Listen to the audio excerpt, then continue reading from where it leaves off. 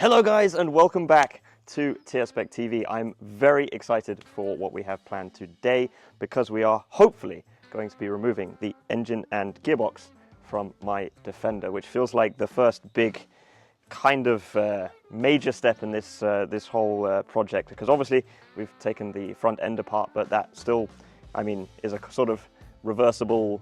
Well, I mean, everything is reversible, but this just feels like a really big step. Yeah. I don't know how to explain it, but Nisse, you can kind of talk through what we're going to do today. Yeah, we are pretty much doing the heart transplant of pulling the heart that's a good way of putting it. The beast here.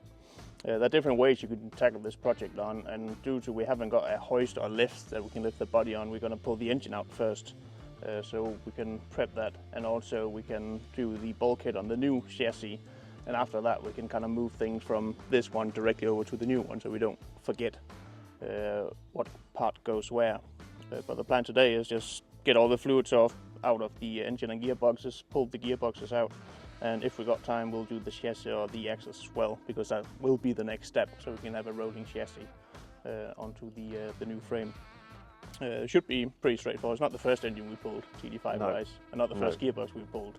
And as I said earlier, we're not that precious about it because, you know, this chassis is going in the bin, to make a Mighty Car Mods reference. Directly into the bin. So if things are being stubborn and don't want to come off, we will force them off or something. Yeah, we're replacing a lot of parts, obviously.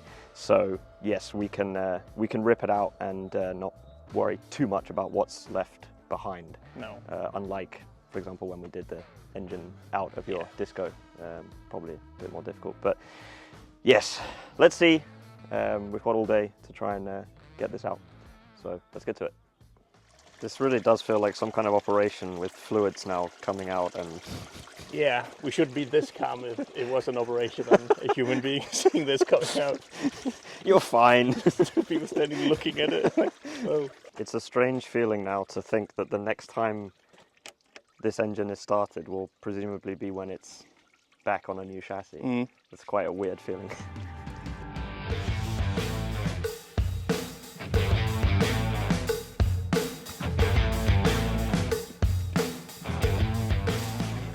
Seen that this has started to crack as well. Yeah.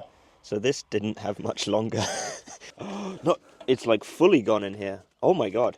I think if you gave that a hard kick, it would probably come off. Most likely. As I suspected in the previous video on this Defender, this turret didn't have much longer left in it either. There's actually a hole in the bottom. So not only was the other side already collapsed, this one was very close to collapsing as well. I wonder how much longer that would have lasted. So yeah, I need a new one of these as well. Just had a hole in it. Hole in it? Yeah, so I undid this one and just started pulling, but it pulled like the whole pipe. Yeah, the whole thread is just like, I don't know if the camera can see that, but you can see this is basically hanging by a thread. Yeah.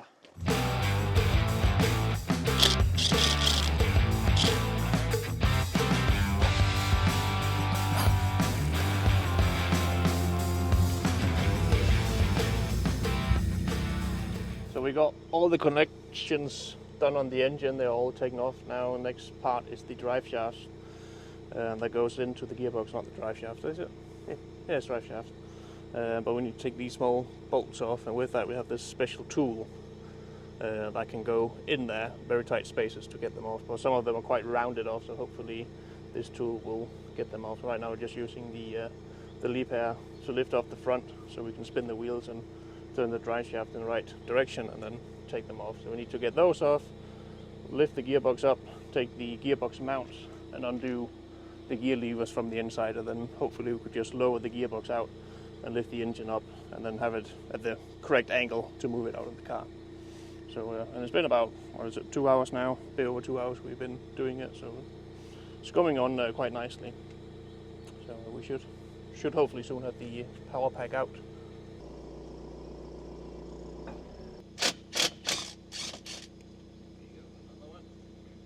Alright, so we are now refueled with coffee and cakes. I've got the two prop shafts off, I've got the inside of the gear lever off. As you can see, I just took the top off and all the foaming and stuff and the gear lever itself. We might have to see if we take the turret off as well to make enough room, but I think we can drop the gearbox far enough down to clear the bulkhead before we do that. But next up is raising up the gearbox, taking off the gearbox mounts, as you need those completely removed, and then we can lower the gearbox down, hook the front of the engine up, and then see if we can hit the correct angle to then drag the engine and gearbox out and put it on a pallet. So pretty much there's 4 bolts holding the gearbox in, and there's 2 bolts holding the engine in, that's it. Everything else, hopefully, should be removed. So is this the stage where we get ready to airlift the engine? I think we are. The gearbox now officially off. The engine, or the gearbox mount on the right side, seen from the driver's, is this mount, and it's quite tricky to get out. But I took both of the bolts, both the one that sits on the chassis rails and one that sits closest to the gearbox, and then you kind of twist it off with a bit of force and get them off. The other one just falls out by itself. But they're both out now. Gearbox slowly dropping down, so now we need to use some chains and engine mounts and stuff to lift the engine and then undo the mounts, and then again hit the correct angle to get it over the front axle and pull it that way out. But we'll see how that goes, because in worst case the gearbox just going to drop, or the transfer box going to hit the ground, which we don't want. Right now the jack stand's the only thing holding it from doing that. But we'll put some chains on. What I just noticed is that we got a lift eye over here, but we haven't got one on the rear. And the same was the same coincidence with my engine. When we pulled that, I was also needing the rear engine mount hoist thing. So I don't know if it's just a thing they only put in every second TD5 engine or so, because the new is going to be, if you buy a broke engine, if you have a broke engine, you buy a new one, you will have 2 eyes in total. So you can just swap those around. But I think we're just going to take it around the plenum here and lift with that. That should be fine to hold the weight off it. So put some chains and stuff onto it and start pulling. It's like a universe linkage thing mess that you can't never ever get undone. It looks like one of those brain teasers. Yeah, exactly. Oh, there we go. You solved the brain teaser. I solved it. You just need to take the tension off it. So if we pull him slowly up, because what we actually need is the gearbox all the way down to the ground, just rolling on the jack, or you laying on the board, kind of pushing it along as we pull it out. Then we need to make sure that no wires, anything cut. So we just do small bits and then go around and check nothing is in between. But firstly, I'm just gonna pull it upwards, and then we can take the engine mounts here off. Okay. And then slowly forward, and also in here, which is why we need it as low as we can, so that one clears, which I think it can, but I'm not lowering the jack all the way down. We still got this bit to do. Yeah. So I'm just gonna lift it a tiny bit, and you can just watch and see nothing goes wrong.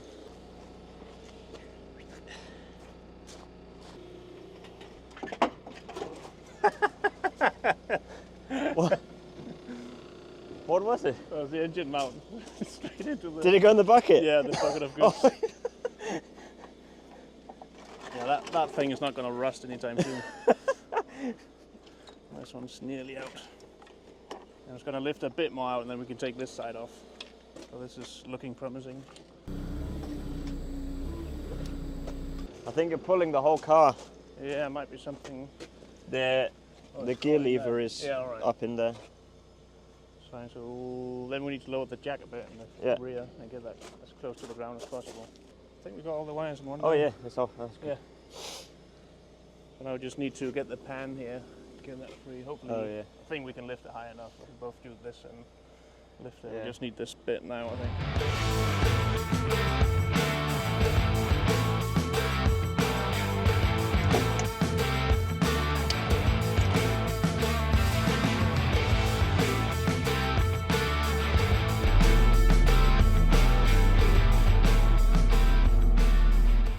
Is that a thumbnail photo right now? Yes, exactly. I was going to say that. It's like, look what I shot. This looks like when people catch a really big fish. Yeah, exactly. They get up and they stand next to it like this.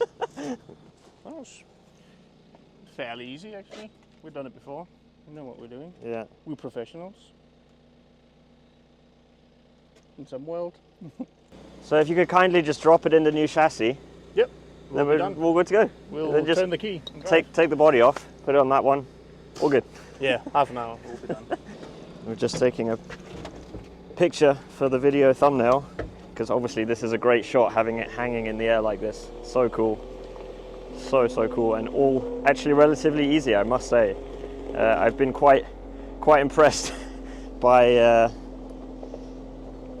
actually how little how few issues we ran into with rusty bolts and things like that.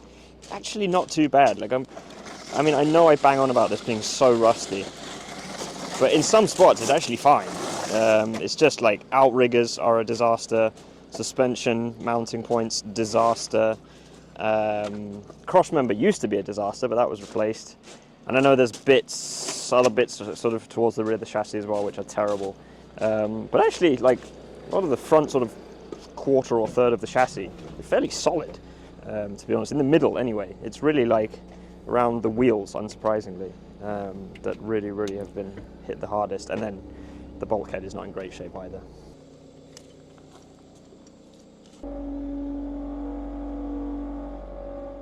So I'm just going to try and drag it forward a bit so we can clean up the ground underneath. And then tomorrow we might be removing the axles.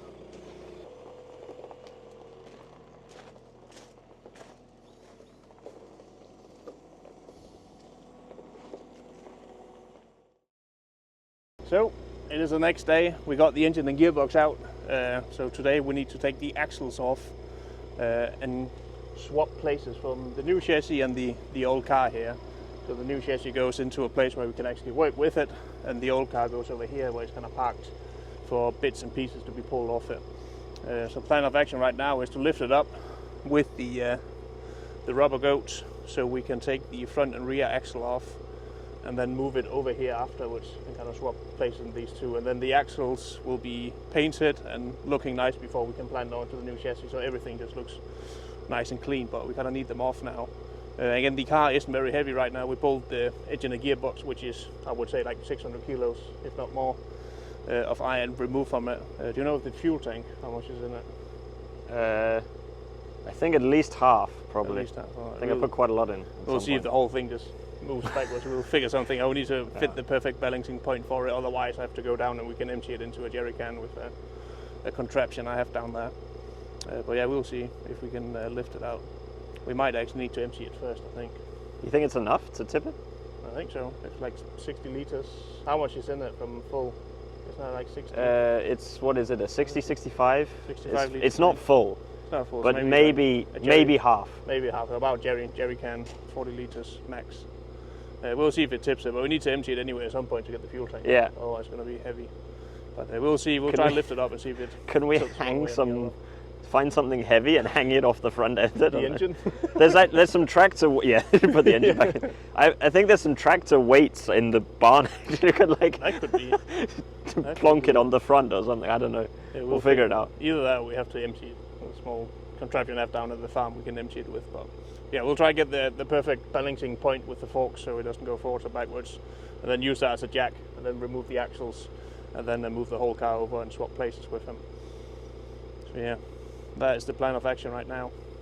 I think we'll start with the front axle because we've got the power steering and everything to take off as well, so you take that whole off in one go. And then the rear axle is really simple. We literally just got the suspension, like springs and shocks and trailing arms, that's it. Like 6 bolts in total, and you can take the rear axle off, so that'll be quite easy. The front one is a bit more complicated, but we've got plenty of room now, so we can do it all from the top off. So but we'll try and lift it and see what happens.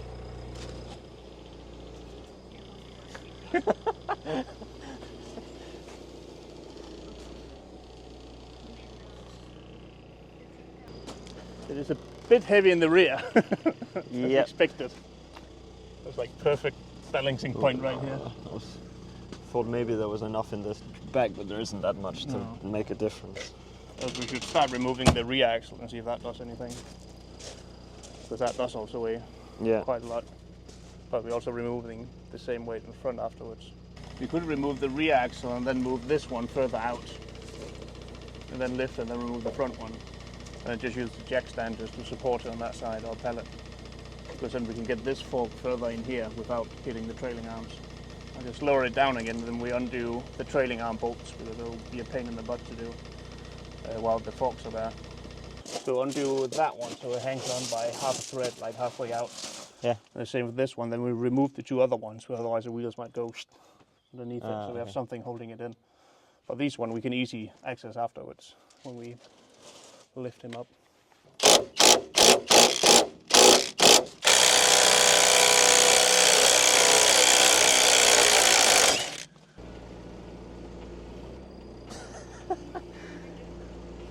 Oh. I think we'll just try and remove the rear axle and see what happens. That should do the last bit of it. Oh, of course we also got the sensor bolt in there. But shouldn't be too big of a hassle. Got the dust gonna come down.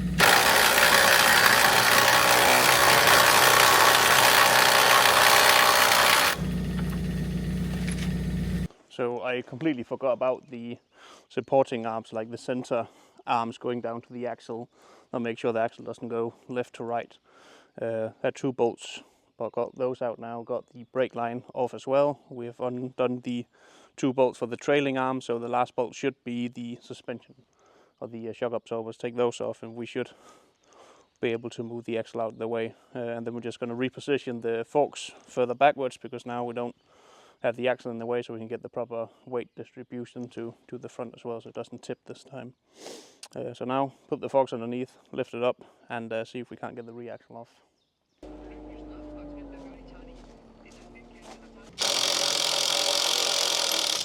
You know, when I emptied that one yesterday, there was a small bird and a bat in it as well. Huh? Yeah, like a tiny bird, like that size, and a bat the same size as well, with huge ears. But it was like plumped out, like plump plump. It was like a bit odd. It looked like wings, and it had like huge ears. That bat one, but they were about the same size like that. It did also smell a bit funny. I thought like that isn't only oil. And now it was preserved by the oil. Yeah, it was. I don't know, the whole weight of the was on that one. So I pulled that one out. The whole thing just squeezed my arms in, but I got forks underneath. And I would just take the other trailing arm off, the one you left on the nut. And we should be able to roll the axle off.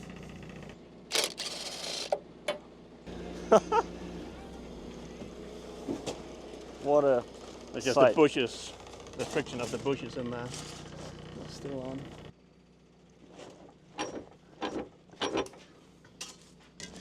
And that should be it. And we are lifting it up. The axle should stay on the ground.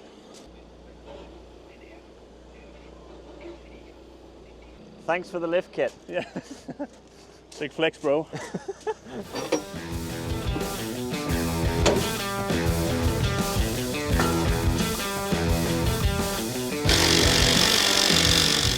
So what we got here is the brake lines that runs down to the front two calipers. We got one on that side already undone and this side. And as you can see, these ones are completely stuck, which is what happens on most cars at these joints here. See if we can get this one on. There you go. So this one is not moving at all. I'm trying to release it. I'm just going to strip threads on it, on the sides of it. So what I normally do is take two pieces of metal, put it behind here, and then just tap it gently on the side, straight on the nut. And hopefully it should have come loose now. There we go. And that has worked pretty much every single time I've got one of these stuck, either on the caliper on the rear bit. Just gently tap it with either two hammers, like one stationary and the other one hitting onto it, or just some kind of heavy metal that can kind of withstand the blow. That way you'll move the metal a bit about and then you can undo it. So, neat little trick.